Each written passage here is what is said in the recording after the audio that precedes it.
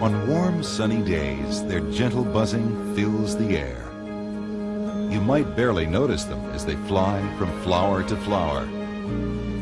But do you know how important honeybees are to you? Honeybees make it possible for us to grow many of the plants we depend on for food. There are about 20,000 different species of bees in the world, and almost all of them make honey. But only one, the honeybee, makes enough honey for people to gather and use. When you see bees on flowers, they are gathering pollen to eat and nectar from which they make honey. The gathering bees eat very little of what they find. They take most of it back to the beehive, where it will be used by the whole bee colony that lives there. Beekeepers give their bees ready-made hives like these, and the bees build their colonies inside. Each of these wooden hives houses one colony where up to 80,000 bees can live. Here, there are 5 separate hives. Honeybees might travel as far as 50 miles, or about 80 kilometers, in a single day as they search for flowers. But most of their time is spent inside the beehive in pitch-black darkness. We have to shine lights into parts of this beehive so we can see what goes on inside. Bees are insects, and like all adult insects, they have 6 legs. They also have 4 wings. Their bodies are divided into 3 sections: the head, the thorax, or middle section, and the abdomen. The head has 2 antennae, or feelers, and 2 large compound eyes. All 4 wings and 6 legs are connected to the bee's thorax. The bee's legs have special features that help them perform the many jobs they do. The bee's abdomen contains its main digestive organs, reproductive organs, and its stinger. There are 3 different kinds or castes of honeybees in a hive, and they all have different jobs to do. The first caste, the queen bee, is the mother of every bee in her hive. The second caste, worker bees, take care of the queen and do many tasks that build or care for the hive. Worker bees are female bees that don't mate or lay eggs. Every honeybee you see on a flower and almost every bee in the hive is a female worker bee. Male bees, called drones, are the third caste. They have larger eyes and larger abdomens. They don't have stingers. Their only job is to mate with the queen bee. The queen bee feels with her antennas to find an empty honeycomb cell to lay an egg in. The egg is the first stage in the bee's 4-stage life cycle. The other 3 stages are larva, pupa, and adult. This 4-stage life cycle is known as complete metamorphosis. As the queen lays eggs, she fertilizes most of them with sperm she has stored in her body. A queen bee mates only once during a mating flight that takes place early in her life. After that, she will be able to fertilize eggs for the rest of her life. Her only job is to lay eggs for the colony. She will lay about 1,500 eggs each day in the spring, summer, and fall. Fertilized eggs will develop into female worker bees. Unfertilized eggs will develop into male drone bees. 3 days after the queen lays an egg, a tiny worm-like larva will hatch from it. Before it hatches, worker bees put food near the egg so the new larva will have something to eat. The larva is the second stage of the bee's life cycle. It starts out about as big as the head of a pin, but it grows very quickly. For the first 3 days after the larvae hatch, the workers feed them a special food called royal jelly. It's rich in protein and vitamins and is made by glands on the young worker bees' heads. After 3 days, the growing larvae are fed a mixture of honey and pollen called bee bread. The larvae eat all day and all night long.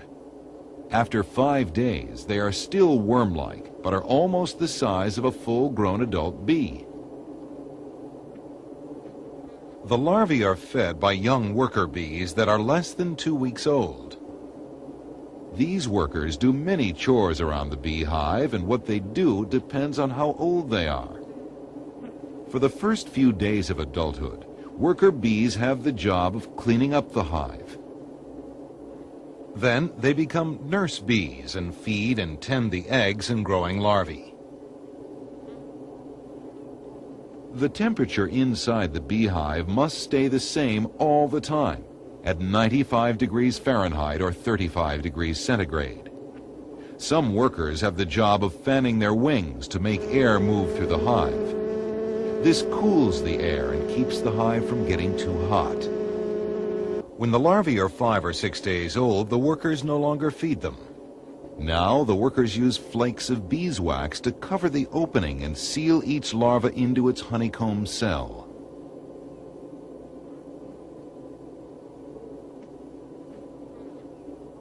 The larva inside stretches out and spins a sort of silken cocoon inside its cell.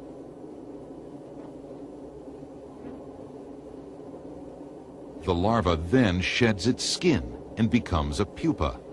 This is the third stage in the bee's four-stage life cycle. The pupa is a stage many insects go through as they transform from worm-like larvae into adult insects. Even though they are almost colorless, you can see that these pupae are developing into adult bees. Their heads are on the left side of the screen near the tops of their cells.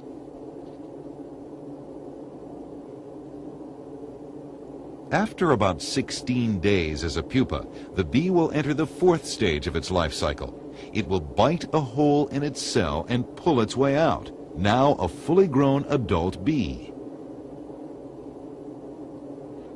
Female worker bees develop from egg to adult in 21 days.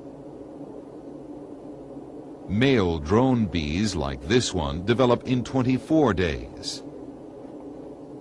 The drones are so much larger than the workers, they have to drag themselves out of their cells. Their only job in life will be to mate with a queen.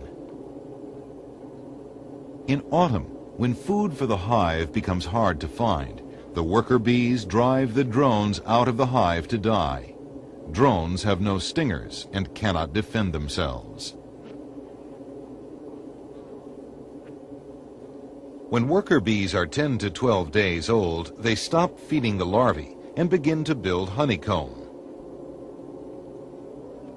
Honeycomb is made of beeswax, another valuable bee product that people have harvested and used for thousands of years.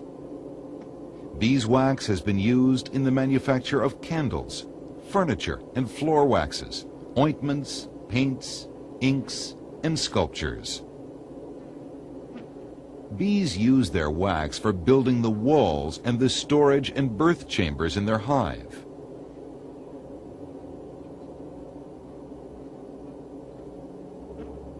Individual chambers or cells are all shaped like this. They are six-sided spaces, or hexagons. Beeswax is formed in tiny glands in the worker bees' abdomens. Flakes of wax are produced one at a time.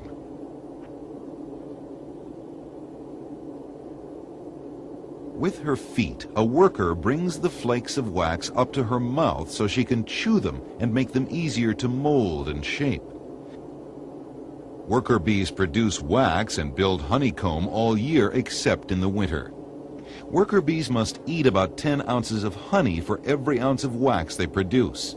In the winter, the bees eat very little honey because they are trying to make it last until spring. This is how a bee uses her mouth parts to work the wax. Inside walls and chambers are made using pure beeswax, but bees sometimes mix their wax with resin or soil to form a harder substance for sealing holes or breaks in the hive's outside walls.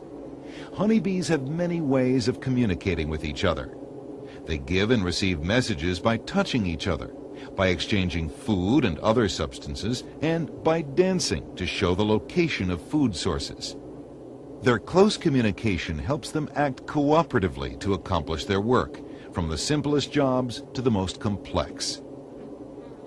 The hive's honeycomb system of attached hexagons creates no wasted space and is very strong. but it can be destroyed by melting if the temperature in the hive rises too high. The bees keep the hive cool by bringing in water and by flapping their wings to circulate the air.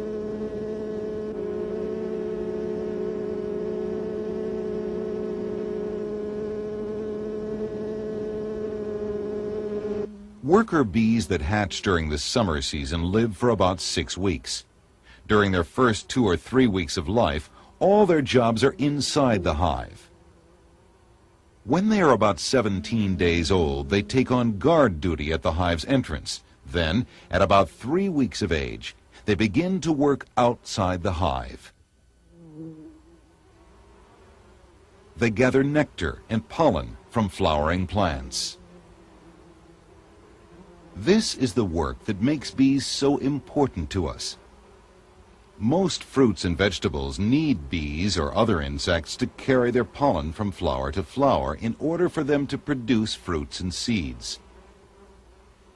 This process is called pollination. Many insects, some birds, and other animals also pollinate flowers, but none of them do as much as the honeybee.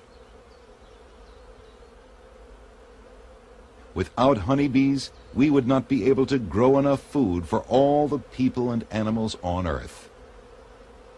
As bees collect pollen from flowers, they store it in the pollen baskets on their hind legs. When the baskets are full, they fly back to the hive.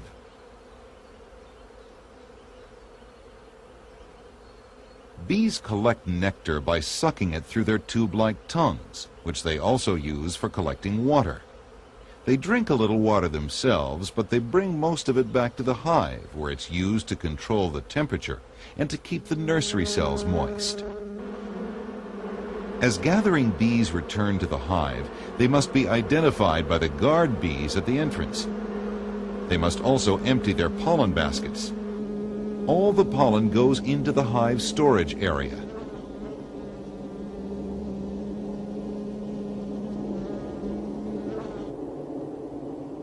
The nectar they gather is rich in carbohydrates, but like all animals, bees must also eat protein to survive. They get their protein from the pollen, which is also rich in many other nutrients. Pollen is so important to the colony that a special alert goes out whenever the hive's pollen supplies are getting low.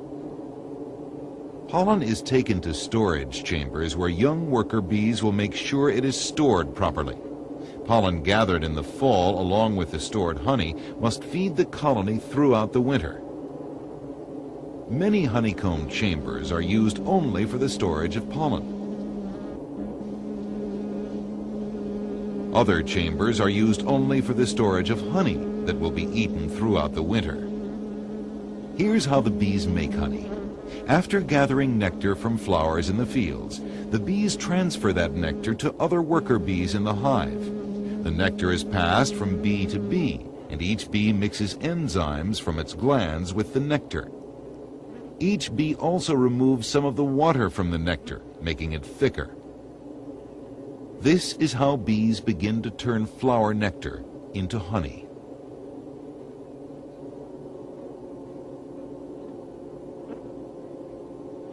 Then, the partially ripe honey is placed into storage chambers where more water will evaporate from it, and it will become even thicker. Worker bees continue to move the honey from chamber to chamber, adding more enzymes to the honey every time they move it. Other bees nearby flap their wings very fast. The breeze they create carries moist air out of the hive and helps the water in the honey evaporate faster. The honey is ready when it becomes thick and ripe.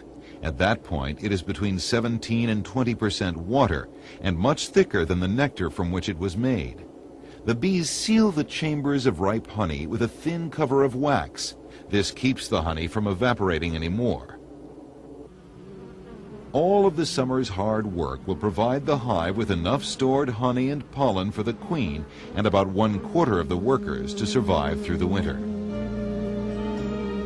Then, the next spring, the queen will again begin laying eggs, and the hive's activities will start all over again.